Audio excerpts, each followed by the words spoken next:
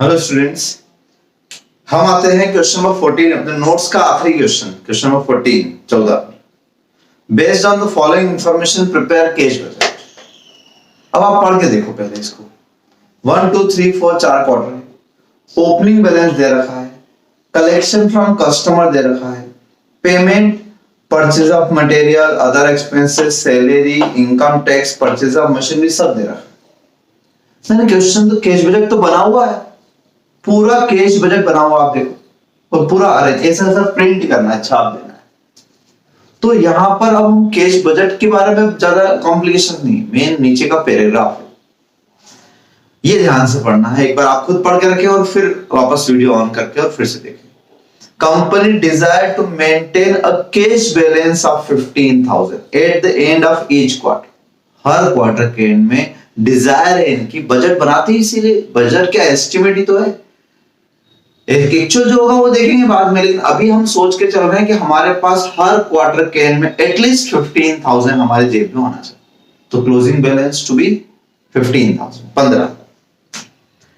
क्या यहाँ 15,000 है क्लोजिंग बैलेंस? देखो आप ध्यान, तो माइनस में आ रहा उल्टा। 135 रिसिप्ट है, ओपनिंग बैलेंस प्लस रिसिप्ट, और पेमेंट कितने के होगा, सारे खर्चे आप अलग अलग लिख देना यहाँ पर। तो पेमेंट 140 के होगा, तो उल्टा माइनस में 5,000 कम पड़ रहा है, और ये बोल रहे 15 रखना। तो आगे क्या लिखा है, कैश कैन बी बोरोड और रीपेड। अब पैसा कम पड़ रहा है तो आपको लोन लेने की परमिशन दी है। कैश कैन बी बोरोड और रीपेड, या यूं भी लिख सकते थे कि overdraft can be, cash can be borrowed और repaid in multiple of fine rate at interest of 10% per annum. तो इसका मतलब ये हुआ कि यहां पर मेरा बैलेंस नेगेटिव जा रहा है 5,000, 5,000 रुपए नेगेटिव जा रहा है। तो मुझे कितना लोन बोरोड करना पड़ेगा? लोन टेकन 20,000 का लोन अगर मैं लेता हूं तो मेरा क्लोजिंग बैलेंस 15,000 रुपए बचता है, जो मेरी डिजायर थी, जो मेरी इच्छा थी, 15,000 क्लोजिंग बैलेंस। ठीक है, यही 15,000 ओपनिंग बन जाएगा इसका। तो कैन बी बोरोड और repaid in multiple of fine rate, यानी अगर मान लो यहाँ कुछ और फिगर आ रहा होता 5,524 रुपए, ऐसा कुछ आ रहा होता, ठीक है, 5,524 ऐसे ऑड फिगर आ रहा होता, तो मैं राउंड फिगर में मुझे 500 के मल्टीपल में मुझे कितना रखना है? 15,000 रखना है एटलीस्ट। तो 15,000 रखने के लिए मुझे कितने और लेना पड़ते हैं यहाँ पे, यानी 15 और 5 20,524, 20,524 रुपए आपको लेना। तो 20,524 नहीं लेता मैं, 20,524 ऐसे नहीं लेता। वो लाइन लिखी तो उसको भी तो ध्यान रखना पड़ेगा, वो नहीं लिखी होती तो कितना भी ले लो, 15,000 लिखने के लिए कितना भी ले लो आप, है ना, ऐसा अजीब सा फिगर भी ले लो। लेकिन उन्होंने बोला 500 के मल्टीपल में ही बोरो करोगे, रिपीट जब करोगे तो भी 500 के मल्टीपल में।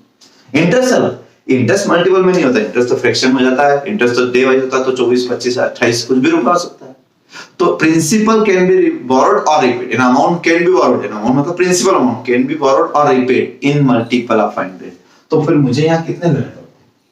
सर 500 ले लें, 500 ले तो 24 रुपए कम पड़ते हैं ना।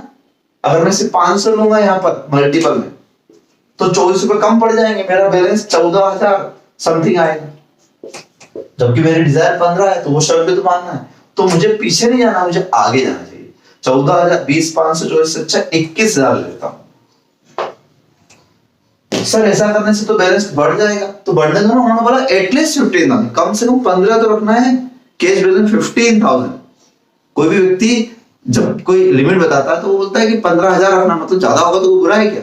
तो ज्यादा हो सकता है, कम नहीं हो सकता। ये मिनिमम लिमिट होती है, चाहे लिखा हो या ना लिखा हो। चलिए, ले तो लिया हमने, at the rate interest 10%। Management does not want to borrow cash more than what is necessary. जितनी जरूरत थी उतना लिया, उससे ज्यादा नहीं लिया। इसलिए आप कोई और परम्यूटेशन कॉम्बिनेशन मत बनाना कि सर हम एजम्पशन लेते हैं 25 ले लेते हैं, तो क्यों ले लें जब मैनेजमेंट चाहता ही नहीं है ज्यादा लेना। What is necessary and want to repay as early as possible, जितनी जल्दी होगा हम पैसा लौटा भी देंगे। कब लौटाएंगे और कैसे लौटाएंगे? In any event, loan cannot extended beyond 4 quarters. यानी किसी भी कंडीशन में हम लोन को फोर्थ क्वार्टर के आगे नहीं ले जाएंगे। इसका मतलब लोन लिया यहां और एंड यहां करना जरूरी है, रीपेमेंट करना जरूरी है, किसी भी कंडीशन में इससे आगे नहीं ले जाएंगे। अब अंडरलाइन करने वाली बात जिसके लिए मैंने question, interest is computed and paid, and pay सब, when principal is repaid. Interest कब कैलकुलेट करना है? जब हम प्रिंसिपल रिपे करें तब इंटरेस्ट कैलकुलेट करो, वरना मत करो, वरना इंटरेस्ट तो हर दिन लगता है, हर क्वार्टर में लगा हो।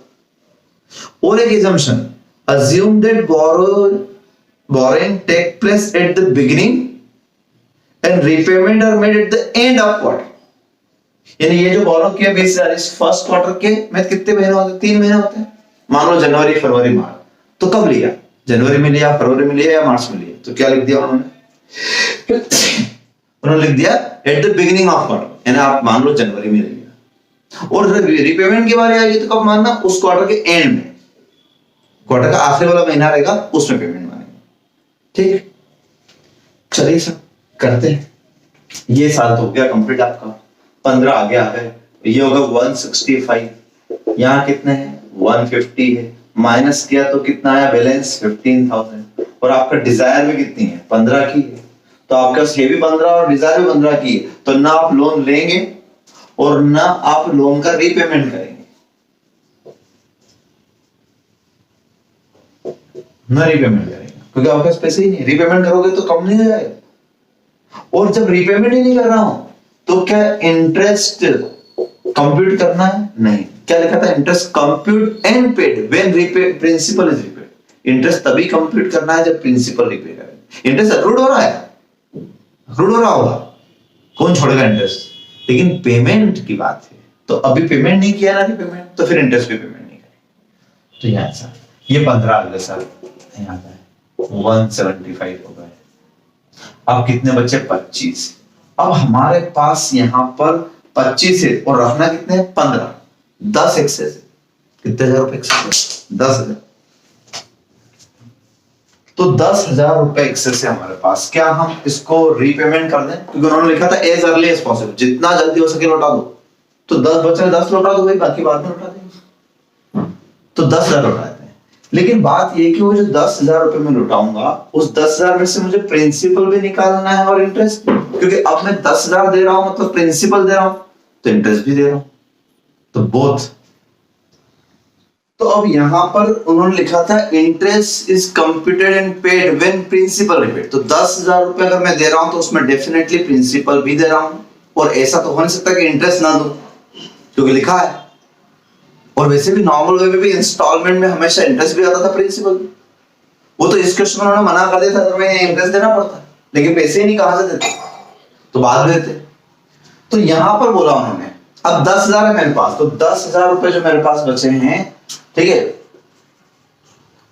तो 15 बच जाएंगे, 10 का पेमेंट। अब इस 10 में से मुझे प्रिंसिपल भी निकालना और इंटरेस्ट भी निकालना, तो अलग अलग कितना? क्योंकि उन्होंने बोला था इन मल्टीपल ऑफ फाइंड रेट, वो भी तो ध्यान रखना है। तो ये 10,000 तो मल्टीपल में दिख रहे हैं, लेकिन उन्होंने मल्टीपल का बोला था प्रिंसिपल अमाउंट को। Borrowed amount can be borrowed और रिपेड, तो साथ में थे ना, तो बोरोड मतलब प्रिंसिपल अमाउंट, तो रिपेड भी क्या? Principal amount. तो 10,000 रुपए में इंटरेस्ट कितना? क्वेश्चन ये। अब इसका वर्किंग नोट समझ लो, बस यही स्टार बनाने वाली बात है कि आपके पास अवेलेबल जो है, अवेलेबल बैलेंस वो है 10,000। उसमें से ही आपको प्रिंसिपल भी निकालना है, इंटरेस्ट भी निकालना है। अब दो तरीके, या तो ट्रायल एंड एरर, क्योंकि उन्होंने बोला था इन मल्टीपल ऑफ फाइंड रेट, 500 के मल्टीपल में देना है। तो 10,000 में से थोड़ा तो ब्याज होगा, कितना होगा? तो चलिए निकालते हैं। कितने परसेंट है? 10% पर एनम। और अभी कितने महीने हुए हैं? अभी 3 महीने ये हुए हैं, 3 महीने ये हुए हैं और 3 महीने ये हुए। हम पेमेंट कब कर रहे हैं? इस क्वार्टर के एंड, तो 9 महीने हुए, तो 9 महीने का ब्याज देंगे। 9 महीने का ब्याज पूरे 20 पे ले सर कि 10 पे ले? तो उन्होंने बोला था interest computed when principal repaid. इसका मतलब क्या होगा? क्या आप इंटरेस्ट तभी निकालो जब प्रिंसिपल पे कर रहे हो। आप प्रिंसिपल पूरा पे कर रहे हो क्या? नहीं कर रहे, तो फिर पूरे पे इंटरेस्ट क्यों निकाल रहे? लग रहा होगा, लेकिन अभी नहीं निकालना, कंप्यूट ही नहीं करना है। तो कंप्यूट कितने पे करना है? जितना प्रिंसिपल पे। तो अब इस पे प्रिंसिपल कितना मानूं? तो चलो आप ट्रायल एंड एरर में मानोगे 500 के मल्टीपल में 9,500 मान लेते हैं या 9,000 मान लेते हैं, दो ऑप्शन लेके चलते हैं। तो मान लो मैं 9,500 का प्रिंसिपल रिपेमेंट मानता हूं, तो 9,500 पर 10% से 12 इंटू 9 महीने का इंटरेस्ट हो जाता है 712 रुपए लगभग। ठीक है, इस पर इंटरेस्ट हो जाएगा 9 महीने का। ठीक है, 10% से 9 महीने का इंटरेस्ट हो जाएगा 712 रुपए 50 पैसे। 712 रुपए 50 पैसे। अब 712 रुपए 50 पैसे अगर हुआ है तो 10 से ऊपर हो गया, इधर 10,000 से ऊपर हो गया ना। देखो 9,500 प्लस 700, ये तो 10 से बाहर निकल गया। इसका मतलब हम 10,000 रुपए में इंटरेस्ट और प्रिंसिपल दोनों नहीं दे पाएंगे, और दिया तो मल्टीपल में नहीं दे पाएगा। अगर मान लो आपने 10,000 में से 700 रुपए का ब्याज हटा दिया तो कितना बचता है? 9,287 दे पाओगे, जबकि उन्होंने बोला मल्टीपल में दे, तो मैं ऐसा ऑड फिगर नहीं दे सकता। अगर वो लाइन में लिखी होती तो बराबर सही था, इतना ही काफी था बस। ये ब्याज अलग हो गया, बाकी अलग कर दिया। तो फिर क्या करें? चलो कुछ और करते हैं। ठीक है, तो यहां तो आप इधर टोटल लिख लेना, टोटल मिला के ये हो गया आपका 9 और 10,212 रुपए 50 पैसे। तो ये तो क्रॉस हो गया। 9,000 से करते हैं। 9,000 से करें तो 9,000 पे 10% से 9 महीने का इंटरेस्ट। अब 9,000 रुपए पर 10% से 9 महीने का इंटरेस्ट होता है 675 रुपए। तो ये मिला के 9,675 होते हैं, यानी ये विद इन लिमिट आ रहे हैं, विद इन लिमिट ऑफ 10,000, 10,000 की लिमिट में आ रहे हैं। तो इससे ज्यादा जा रहे थे तो लिमिट में नहीं आ रहे थे, ये नॉट इन लिमिट। तो इसलिए क्या बेस्ट करेगा कि हम यहां पर जो पेमेंट करें उसमें 9,500 तो प्रिंसिपल रीपे कर देते हैं और उस पे 675 का इंटरेस्ट रीपे कर देते हैं। तो बैलेंस कितना बच जाएगा? बैलेंस थोड़ा सा ज्यादा बचेगा, वो चलेगा ना 15,325, मिनिमम 15 होना था। यहां आए, ये कितना हो गया? 325 632 236 325। ठीक, इसमें से माइनस कर देते हैं 236 325 माइनस 1 80 400, तो बैलेंस बचा आपका 55925। गलत करा, 15,325 प्लस 221 माइनस 180 400। चलो, अब हमारे पास लोन रीपेमेंट करना, वैसे उन्होंने लिखा था अगर यहाँ पैसा कम भी होता, 15 से कम भी होता तो भी रीपेमेंट करना पड़ता है। उन्होंने क्लियर लिखा था इससे बियॉन्ड तो ले जाना ही नहीं है लास्ट क्वार्टर से। तो 20,000 में से हमने 9 पेमेंट कर चुके हैं, अब कितना पेमेंट करना है? 11। तो हमको ये चेक करने की जरूरत नहीं है, चाहे बैलेंस 15 से कम ही क्यों ना है, क्योंकि करना ही कंफर्म लिखा। तो 11,000 ये पे किए। तो अब इस 11,000 पर इंटरेस्ट निकालो, क्योंकि इंटरेस्ट उन्होंने बोला था कंप्यूट व्हेन प्रिंसिपल पे, जब प्रिंसिपल पे कर रहा हूं तब इंटरेस्ट निकालो। कहां से निकालूंगा? तो वहीं से निकालूंगा ना, क्योंकि इस 11,000 पे इंटरेस्ट अभी कहां लगा? ये जो लगा है तो सिर्फ 9 पे लगा था, 11 पे तो शुरू से ही नहीं लगा। तो पूरे 12 महीने का लगाऊंगा ना, पूरे 12 महीने का मतलब 10% से 1,100 रुपए। अब बैलेंस कितना हो गया? 11,000 और 1,100, 43,825। 20,000 की गड़बड़ है। अच्छा, ये गलत लिखा है मैंने, इसमें 20,000 और है, 200 है। ठीक है, 200 है, और ये जो आएगा आपका, ये आएगा तो 35,000। 33,925 माइनस 12,100। ठीक है, तो ये हो जाएगा 23,825।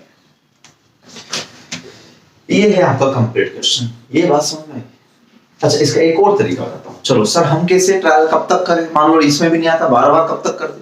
तो एक काम करना, आप एक काम करना, ऐसा भी तो कर सकते हैं। ये तो लिख दिया सर, हम ऐसा भी कर सकते हैं कि 10,000 है हमारे पास, इसमें प्रिंसिपल भी और इंटरेस्ट भी है। चलो प्रिंसिपल 100 रुपए मान लेता हूं। कितना इसमें प्रिंसिपल है? 100, और इंटरेस्ट कितना? इस 100 रुपए पर 10% से 9 महीने का, तो 100 रुपए पर 10% से 9 महीने का निकालो आप, 7.5 रुपए आएगा। आया? तो ये 10,000 जो है ये 107 रुपए के बराबर है, तो इसमें प्रिंसिपल 100 रुपए कितना निकाल के देख लेते हैं। ये 10,000 डिवाइड बाय 107 रुपए 50 पैसे के बराबर है, तो इसमें प्रिंसिपल अमाउंट हुआ 100। ये आया आपका 9302, ये प्रिंसिपल अमाउंट है। अब प्रिंसिपल ये 500 के मल्टीपल में आया क्या बताओ, नहीं आया, लेकिन आपको एक रफ आइडिया मिल गया कि 9,302 रुपए का प्रिंसिपल हो सकता है। तो मैं इससे ज्यादा तो नहीं कर सकता क्योंकि इससे ज्यादा तो पैसे ही नहीं मेरे पास। 9,302 से आगे तो फिर पीछे चलो, पीछे मतलब 9,000, तो ये 9,000 ऐसे भी कर सकते हैं। तो एक आइडिया लग जाएगा आपको सर क्या करना है, कहां तक जाना है, 7,000, 8,000, 9,000 कहां तक। तो आप इससे रफ आइडिया लगा लो। कंसेप्ट ये पता ही है 10,000 क्या है, दोनों मिला के था, तो आपने दोनों मिला दिए नीचे। और ये बात तो मैं बहुत सारे चैप्टर में बता चुका हूँ कि जिस लेवल की जो चीज है उससे डिवाइड करते हैं और हमको जो चाहिए उससे इंटू करो। हमें प्रिंसिपल का खास झंझट था 500 के मल्टीपल वाला, इसलिए ऐसा करना पड़ा। वरना अगर प्रिंसिपल का झंझट नहीं होता तो आप ये कुछ भी नहीं करते, यही सबसे बेस्ट था। 9,302 प्रिंसिपल लिख देता, बाकी बचा इंटरेस्ट लिख देता, हिसाब खत्म हो जाता। ठीक है। और जो मैंने कल क्वेश्चन नंबर 13 समझाया था, हाँ सॉरी 12 नंबर वेजेस वाली बात, उसका एक कंसेप्ट और समझा दूंगा आपको। जैसे वेजेस में अक्सर 1/2 या 1/4 लिखा रहता है, 1/2 या 1/4 लिखा रहता है, तो 1/4 ज्यादा अच्छे समझते हैं। 1/2 तो अलग लिख जाएगा, आधा आधा आधा आधा, 1/4 समझते हैं। 1/4 डिले होना, डिले होना मतलब लेग होना, leg in payment of wages. मतलब ये कि जैसे 1 जनवरी से आपने काम किया 31 जनवरी तक, तो 1/4 डिले होने का मतलब है कि 1/4 आपकी जो वेजेस होती है वो डिले होती है। तो डिले होती है इसका मतलब ये कि 3/4 डिले नहीं होती है। तो आपकी पूरे महीने भर की वेजेस मान लो कि 30,000 रुपए, तो इसका 1/4 यानी 7,500 रुपए डिले होता है। तो 7,500 रुपए डिले होता है, इसका मतलब ये हो गया कि जैसे आपको 1/4 मतलब वीकली मिलती होगी, 1/2 मतलब 15-15 दिन में मिलती होगी, तो वीकली मिलती होगी, इसका मतलब 7,500। तो इस पहले वीक की वीकली वेजेस 7,500 रुपए आपको अगले वीक में मिल गई। तो फर्स्ट वीक की कहां मिल गई, सेकंड में। सेकंड वीक की कहां मिल गई, थर्ड वीक में। थर्ड वीक की कहां मिल गई, फोर्थ वीक में। और फोर्थ वीक की कहां मिलेगी, नेक्स्ट में। तो आपका इसका पेमेंट यहां हो गया, इसका पेमेंट यहां हो गया, इसका पेमेंट यहां हो गया, तो 3 क्वार्टर का पेमेंट तो हो गया ना आपका इधर। और आगे कौन सा गया, सिर्फ 1 क्वार्टर गया, हाँ 1/4 गया 1 वीक का, तो 3/4 इधर ही पेमेंट हो गया और 1/4 अगले मंथ में चला। ऐसे ही वो हाफ वाले केस में था 1/2 1/2। तो 1 तारीख से 15 तारीख तक इस आधे महीने की सैलरी किस आधे महीने में मिल गई, और इस वाले आधे महीने की सैलरी इधर फरवरी के आधे महीने में मिली। फिर फरवरी के आधे महीने की सैलरी 1 फरवरी से लेके 15 फरवरी तक की इधर मिल गई, और 16 फरवरी से 28 फरवरी की सैलरी कब मिली, मार्च में। तो आधी सेम मंथ में होती है और आधी आगे जाती है, ऐसा कंसेप्ट होता है। ठीक है ना, ये हाफ का 1/4 का ये कंसेप्ट रहता है। तो आपको तो खैर इतना डीप में आपको सिर्फ जितना बोलो उतना आगे ले जाना है, बस बाकी का सेम मंथ में। लगभग नोट्स के हिसाब से चैप्टर खत्म हो गया, लेकिन स्टडी मटेरियल का क्वेश्चन नंबर 4 और क्वेश्चन नंबर 5 मैंने लिखा है, देखो ये नोट्स में सबसे आखिरी पेज पे देखो। अ सिंगल प्रोडक्ट कंपनी नाम से स्टार्ट हुआ है क्वेश्चन, और एक क्वेश्चन हुआ होगा company is engaged in manufacturing of specialised product. दोनों क्वेश्चन पढ़ो और दोनों क्वेश्चन करने की कोशिश करो, फिर मैं समझाता हूं आपको कि इसमें क्या प्रॉब्लम है और क्या नहीं। ठीक है, क्लियर है बात। अच्छा ऐसा भी कर सकते हैं हम, चलिए इसमें 4th तो हो ही जाएगा, लगभग 4th तो आप कर ही लेना है, और 5th भी पढ़ के देख लेना, अगर नहीं होता है तो फिर मैं करूँगा।